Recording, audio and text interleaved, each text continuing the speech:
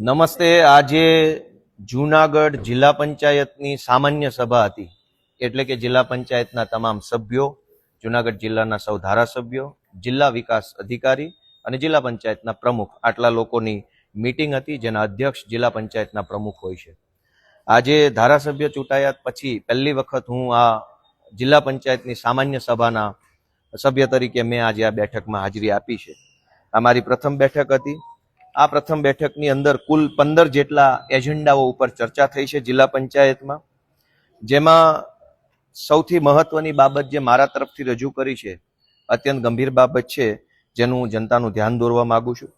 મનરેગા યોજના જે છે એની અંદર કરોડો રૂપિયાનો ભ્રષ્ટાચાર જૂનાગઢ જિલ્લામાં થયો છે, જે બાબતની મેં લેખિતમાં જિલ્લા વિકાસ અધિકારીને આજે સામાન્ય સભામાં ફરિયાદ કરી છે. જેમાં WBM રોડ નવી ચાવંડથી જૂની ચાવંડમાં 16,21,000નો રોડ જે છે એ બિલકુલ કામ નથી થયું અને પેમેન્ટ જમા થઈ ગયું છે, પેમેન્ટ વપરાઈ ચૂક્યું છે. જૂની ચાવંડથી માંગનાથ પીપળી 16,21,000નો રોડ જે બિલકુલ બન્યો જ નથી અને એનું પેમેન્ટ સરકારમાંથી જમા થઈ ગયું છે. નવા પીપળિયાથી મોટા હડમતિયા રોડ 18,23,000, નાની મોણપરીથી ઈશ્વરિયા ગીરનો રોડ WBM રોડ 15,80,000 રૂપિયા, નવા ઝાંઝેસરથી જૂના ઝાંઝેસરનો રોડ 15,43,000 રૂપિયા, નવા ઝાંઝેસરથી ઝાંઝનાથ મહાદેવનો રોડ 16,52,000 રૂપિયા. આ તમામ રોડના પૈસા લેવાઈ ચૂક્યા છે, પરંતુ રોડ બન્યો નથી. આવી રજૂઆત મને ગામના આમ આદમી પાર્ટીના કાર્યકર્તા અથવા આગેવાનો તરફથી મળી છે, જે આધારે મેં રજૂઆત કરેલ છે. આ સિવાય હરિપુર, વિસાવદર તાલુકાના હરિપુર ગીર ગામમાં તળાવ ઊંડું કરવાનું કામ છે, 20,36,000 રૂપિયાનું કામ છે. ઘોડાસણ ગામનું તળાવ ઊંડું કરવામાં 40,64,000 રૂપિયા, લીમધરા ગામમાં તળાવનું કામ 40,53,000 રૂપિયા, વીરપુર ગામમાં તળાવનું કામ 4,73,000 રૂપિયા અને મોરવાડા ગામમાં તળાવ ઊંડું કરવાના કામમાં 16,94,000 રૂપિયા. વાજડી ગામ, આ ગામનો પ્રશ્ન ગામજનોએ મને ધ્યાન દોર્યો કે એક જ કામ 2 વખત એના પૈસા લેવામાં આવ્યા છે. શમશાન પાસે કોઝવેનું કામ વાજડી ગામમાં એ 9,77,000 રૂપિયા અને ફરીથી એનો એ જ કોઝવે, પણ એનું નામ બદલી નાખ્યું કે કાંતિભાઈના ઘર પાસે કોઝવે રોડ, એનું કામ 3,59,000 રૂપિયા. પરબ વાવડી ગામે તળાવ ઊંડું કરવાના કામમાં 18,64,000 રૂપિયા, છોડવડી ગામે તળાવ ઊંડું કરવાના કામમાં 22,14,000 રૂપિયા, ઉમરાળી ગામે તળાવ ઊંડું કરવાના કામમાં 17,56,000 રૂપિયા, જૂની ધારી ગુંડાળી ગામે તળાવ ઊંડું કરવા બાબતે 18,23,000 રૂપિયા, રફાળિયા રોડ ઉપર ભેસાણમાં પરસોત્તમ બચ્ચુ કાપડિયાની વાડી પાસે કોઝવે બનાવવાના કામમાં 13,18,000 રૂપિયા ચૂકવી દેવામાં આવ્યા છે. પરંતુ ગામજનો એવું કહે છે કે આવું કોઈ કામ થયું નથી, અથવા તો થોડું ઘણું ફોટો પડે એટલું કામ થયું છે, બાકીના પૈસા ખવાઈ ગયા છે. અમૃત સરોવર બનાવવાની જે યોજના છે સરકારની, એમાં ખાંભા ગામમાં 8,03,000 રૂપિયા, લીલિયા ગામમાં 6,09,000 રૂપિયા, નાની મોણપરી ગામમાં 3,32,000 રૂપિયા, શોભાવડલા ગામમાં 2,80,000 રૂપિયા અને ગળથ ગામમાં 5,06,000 રૂપિયા અમૃત સરોવર નામની યોજનામાંથી પેવર બ્લોક નાખવાના ફળવાયા છે. ગામજનોનું એવું કહેવું છે કે બિલકુલ નથી પેવર બ્લોક નખાયા, અથવા તો થોડાક નખાયા છે, અથવા તો નબળી ક્વોલિટીના નખાયા છે. ઘંટિયાણ ગામથી સીસી રોડ જે બન્યો છે, એ સીસી રોડ 33,35,000 રૂપિયામાં બન્યો છે. ગામજનોનું એવું કહેવું છે કે આ રોડ હજુ તો અડધો બન્યો છે, ત્યાં તૂટી પણ ગયો છે. 33 લાખ રૂપિયામાં બનેલો રોડ જે છે એ તૂટી ગયો છે. પીરવડ ગામે રમતગમતનું ગ્રાઉન્ડ બનાવવા સરકારમાંથી 5,56,000 રૂપિયા સેન્કશન થયા છે, પરંતુ ગામજનોનું એવું કહેવું છે કે માટી નાખી અને આ કામમાં ભ્રષ્ટાચાર કરવામાં આવ્યો છે. આ તો ખાલી જે ગામમાંથી મને માહિતી મળી ગામજનો તરફથી કે અમારા ગામમાં કામ નથી થયું, બહુ સિલેક્ટેડ 12-15 કામોની જ યાદી છે. માત્ર 12-15 કામોમાં તે આ આંકડો કરોડો ઉપર જાય છે. જો આખા જૂનાગઢ જિલ્લાના મનરેગા યોજનાના કામોની જો યાદી મળે તો ભ્રષ્ટાચાર કઈ હદે થાય છે એ જાણવા મળે. આ બાબતે મેં જિલ્લા વિકાસ અધિકારી અને જિલ્લા પ્રમુખશ્રીને આજની આ બેઠકમાં મેં રજૂઆત કરી છે.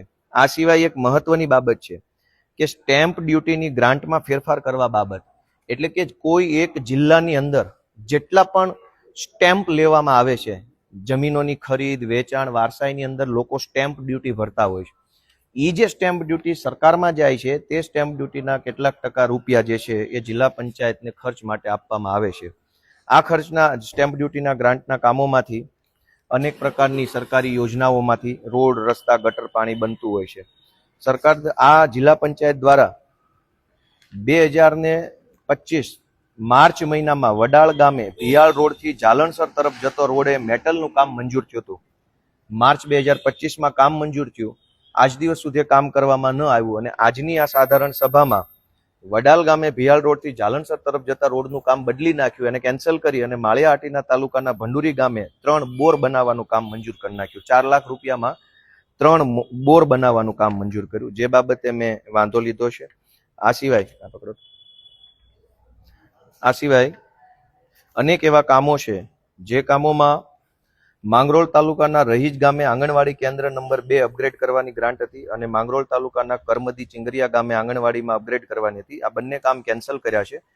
હવે આ કામો ફેબ્રુઆરી 2025માં મંજૂર થયા હતા. ફેબ્રુઆરી 2025માં મંજૂર થયેલું કામ ચાલુ ન થયું ને અંતે એને કેન્સલ કરી દેવામાં આવ્યું ને એની સામે પેવર બ્લોકનું કામ માંગરોળ તાલુકાના માનખેત્રા ગામથી કલતપુર ટીંબા તરફ જતા રસ્તે સાંગાભાઈ ગલ્લાભાઈના ઘરેથી પૂંજા મેરખીના ઘર તરફ પેવર બ્લોકનું કામ મંજૂર કરી દીધું છે. જે આ બધી વહીવટી બાબતો છે, પણ આ ખરેખર ખૂબ ખોટું થઈ રહ્યું છે. આવી રીતે ન હોવું જોઈએ એ બાબતે મેં રજૂઆત કરી છે. એક ઇન્ટરેસ્ટિંગ પોઈન્ટ એ છે કે બલિયાવડ ગામે ગોપાલ ગામ વિસ્તારમાં સીસીટીવી કેમેરાનું કામ ફેબ્રુઆરી 2025માં મંજૂર થયું હતું. આ કામને આજે કેન્સલ કરી અને એની જગ્યાએ માળિયાહાટીના તાલુકાના લાઠોદરા ગામે વોકળા ઉપર પૂર સંરક્ષણ દિવાલનું કામ મંજૂર કરવામાં આવ્યું. ભાજપની બહુમતી છે તો એ ધારે કરી શકે છે. ઈવનગર ગામે ગ્રામ પંચાયત વિસ્તારમાં સીસીટીવી કેમેરાનું કામ મંજૂર થયું હતું, એને આજે કેન્સલ કરી અને માળિયાહાટીના તાલુકાના પાણીદ્રા ગામે પૂર સંરક્ષણ દિવાલનું કામ મંજૂર કરવામાં આવ્યું છે. આ સિવાય એક મહત્વના મુદ્દા ઉપર મેં મારો સામાન્ય સભામાં વિરોધ ઉઠાવ્યો છે. એ બાબતનો વિરોધ છે કે આ બહુ જનતાએ જાણવા જેવો વિષય છે.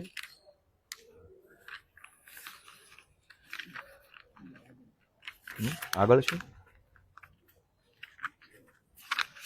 સામાન્ય સભાની અંદર સામાન્ય રીતે ચૂંટાયેલા નેતાઓ શું કરતા હોય છે એ આમ જનતાને ક્યારેય કોઈ કહેતા નથી, કેમ કે બધાની ભાગ બટાઈ સરખા અંશે ગોઠવાઈ ગઈ હોય છે. એજન્સીઓમાં ભાગ હોય છે ને બધી જગ્યાએ, પણ મારે એવું કઈ કરવાનું નથી. એક ઇન્ટરેસ્ટિંગ વાત આજની સભામાં એ છે કે ભેસાણ તાલુકાના ગળથ ગામે નદીના સામા કાંઠેથી સ્મશાન સુધી પૂર સંરક્ષણ દિવાલનું કામ બનાવવાનું સરકારી કામ 3 તારીખ ફેબ્રુઆરી મહિનો 2023માં જિલ્લા પંચાયત દ્વારા મંજૂર થયું. ફેબ્રુઆરી 2023માં ભેસાણ તાલુકાના ગળથ ગામે પૂર સંરક્ષણનું કામ મંજૂર થયું.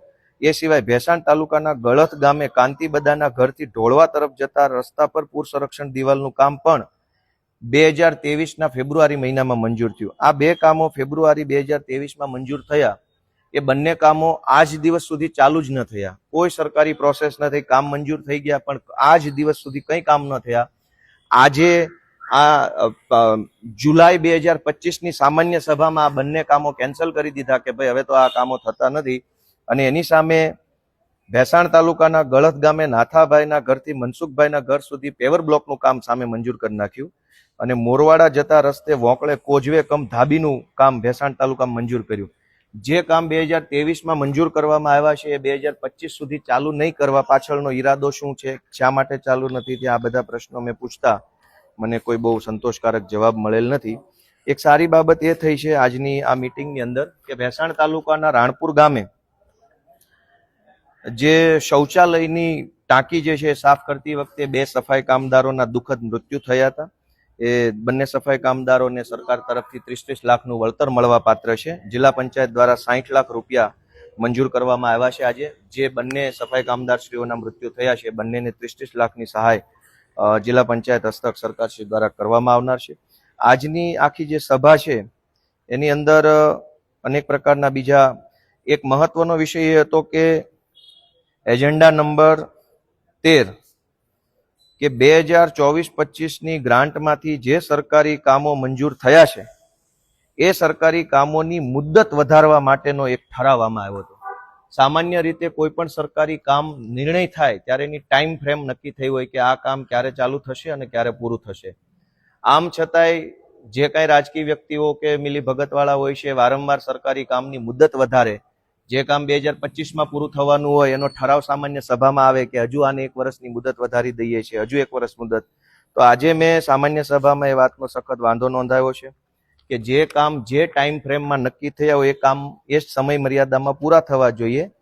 હવે કોઈ કુદરતી પરિબળ ન હોય, માનો કે નદી ઉપર બ્રિજ બનાવવાનો છે, ચોમાસું આવી ગયું તો સ્વાભાવિક છે કે કામ સમય મર્યાદામાં પૂરું નહીં થાય.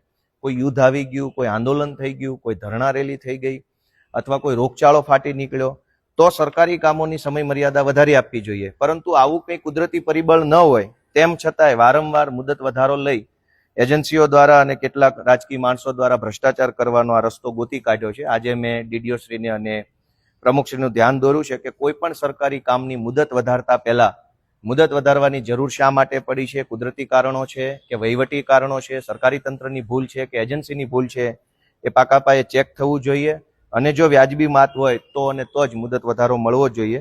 આ પ્રકારે આજની જુનાગઢ જિલ્લાની સામાન્ય સભામાં મેં હાજરી આપી હતી. મારી પ્રથમ સભા છે. આ મિટિંગની અંદર અમારા રાજુભાઈ બોરખતરિયા સાહેબ, અમારા પ્રવીણભાઈ રામ સાહેબ, અમારા પ્રવીણભાઈ સાહેબ મકવાણા, આ બધા વડીલોએ હાજરી આપી, મને માર્ગદર્શન પૂરું પાડ્યું છે. અને જનતાને પણ જાણવા મળે, જનતાનો હક છે કે ભાઈ તમે જેને ચૂંટણીમાં મત આપ્યા છે એ માણસ શું કરી રહ્યો છે, જાણવાની બધાને હક છે. તમે ચૂંટેલા ધારાસભ્યને, સાંસદ સભ્યોને, જિલ્લા સભ્યોને, તાલુકા સભ્યને અવારનવાર ફોન કરીને પૂછતા રહેશો તો તમારા વિસ્તારમાં સારું થશે. ક્યારેય નહીં પૂછો તો બધા જ ચોર ભેગા મળી બહુમતીથી સિક્કો મારી કામ મંજૂર કરી અને ઘરે જતા રહેશે. તમે જેને મત આપો એ રૂપિયાવાળો થઈ જશે અને તમે ભિખારી થઈ જશો. જય જય ગરવી ગુજરાત.